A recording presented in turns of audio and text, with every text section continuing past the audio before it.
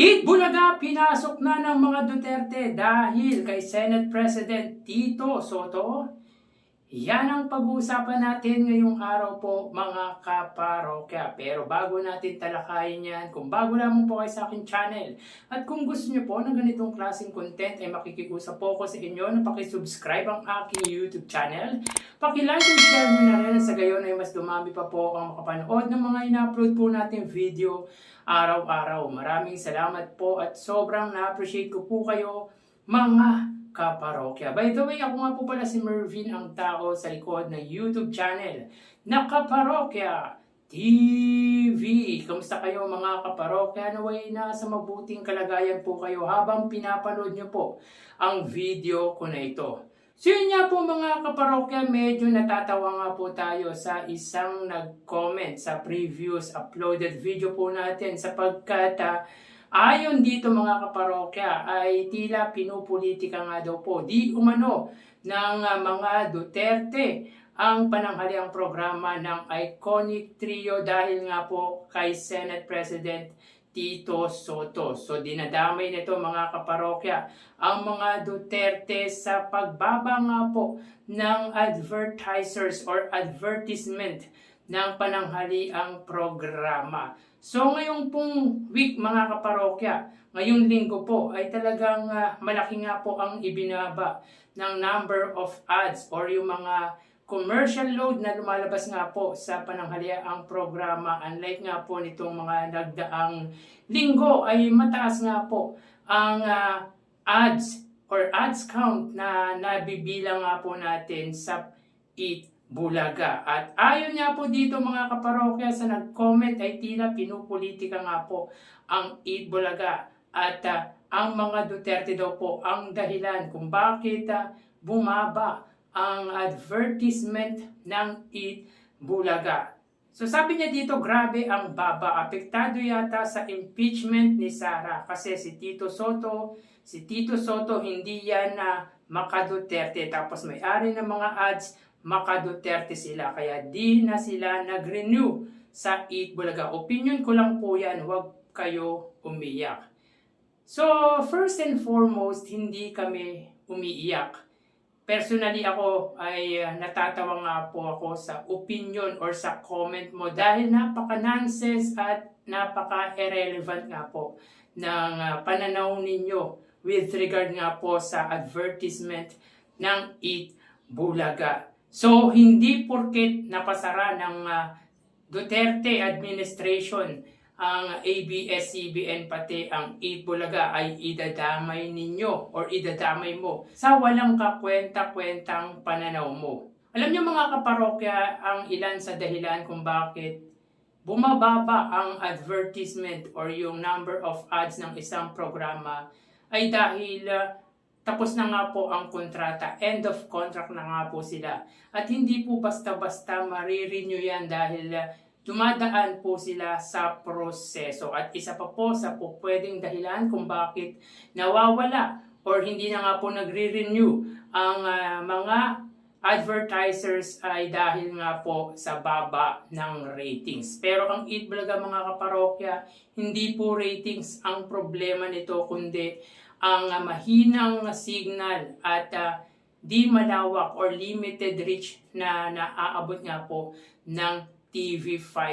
Yan po ang isa sa dahilan kung bakit hindi ganon kalaki ang or kataas ang advertisement ng Bulaga unlike sa Showtime dahil nasa GMA network nga po sila na alam naman po natin na napakalawak at napakalakas ng signal dito. Kaya isa nga po sa concern ng mga manunood, ng mga sumusuporta sa Bulaga ay palawakin ang TV stations na tahanan nga po ng Bulaga. Palakasin of course ang signal sapagkat dito nga po sa amin sa Quezon City ay paminsan-minsan po bigla pong nag-i-stop, kumbaga biglang humihinto yung live ng Bulaga. Kaya yung signal nga po ang isa sa concern namin dito sa Quezon City. Yan ang ilan sa dahilan kung bakit nawawala or nababawasan ang mga advertisers ng isang programa, ratings, and of course, yung end of contract.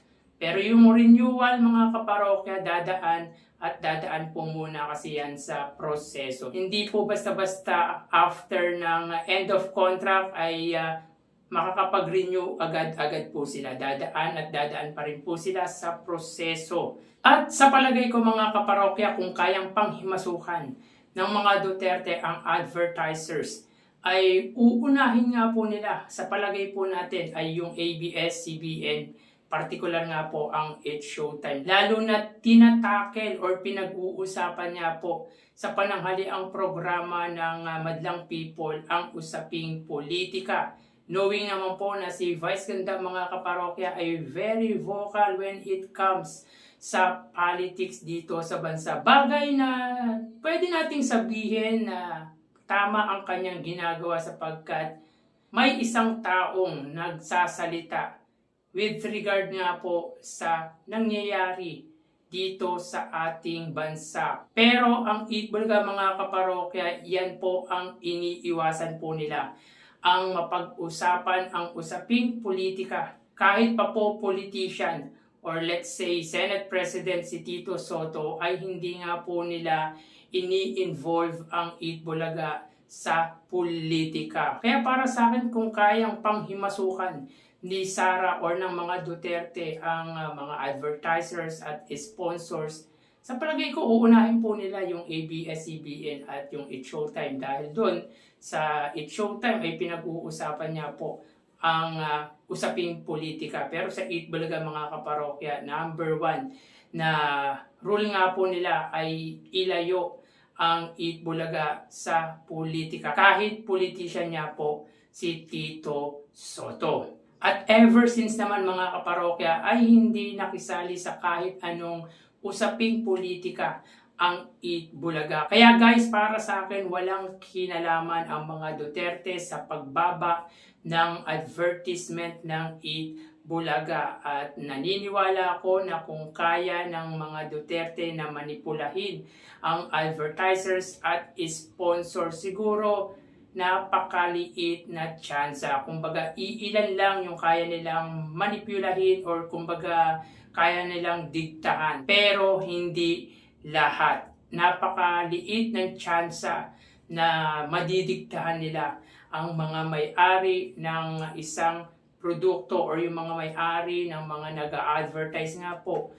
Mapa It's Showtime po yan or mapa Itbulaga. So I don't believe na konektado nga po ang Duterte sa pagbaba ng advertisement ng pananghaliang programa ng iconic trio. At si Tito Sotto dinadamay pa kung bakit hindi na po nag-renew ang mga advertisers ng Itbulaga. So dito pa lang mga kaparokya, makikita mo na napakababaw ng issue ng taong nag-comment nga po na ito na parang nasa palagay ko ay supporter nga po ng mga Duterte. Palagay ko lang naman po yan. Si Tito Sotto or si Senate President Tito Sotto, siya po ay sumusunod po sa batas. Constitution po ang pinagbabasihan niya. Not because against siya sa mga Duterte, kundi Constitution at batas nga po ang kanyang sinusunod. Well, in fact, during the time of Rodrigo Duterte ay naging Senate President pa nga po